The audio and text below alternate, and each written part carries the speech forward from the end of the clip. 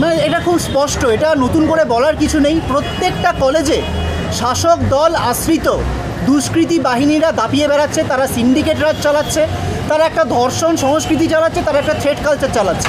আমরা যখন অভয়ার সময় বলেছিলাম, অভয়ের ঘটনার সময় বলেছিলাম যে এটা একটা প্রাতিষ্ঠানিক খুন ও ধর্ষণের ঘটনা, কেন তার পরের দিন যখন এই ঘটনা ঘটলো তার পরদিন আমরা দেখলাম বিভিন্ন কলেজের শাসক দল আশ্রিত যারা গুন্ডা থেকে শুরু করে তারা সবাই এই সেমিনার রুমে ঢুকে যাচ্ছে।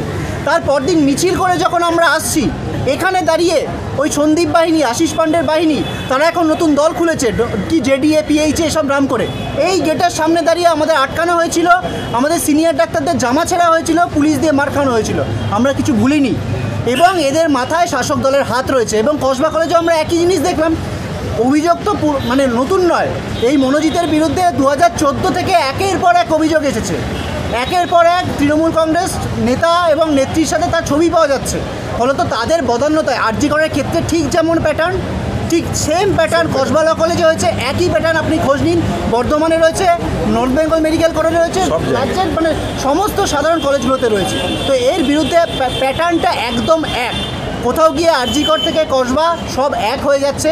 সেই জায়গা থেকেই আমাদের যে কর্মসূচি, সেই কর্মসূচিতে আমরা আবেদন জানাবো যে সাধারণ যে সমস্ত কলেজগুলো রয়েছে, মেডিকেল কলেজ বাদ দিয়ে যে সাধারণ যে কলেজগুলো রয়েছে, সেই কলেজের ছাত্রছাত্রীরাও তারাও কিন্তু মুখ খুলুন। এবং 9 তারিখ রাতে যে আমরা যাওয়ার কথা বলছি, 8 তারিখ এবং 9 তারিখের মাঝে যে রাত, 8 তারিখ রাত যেটা হচ্ছে, যে রাতে এই ঘটনা ঘটেছিল, যে কালো রাত,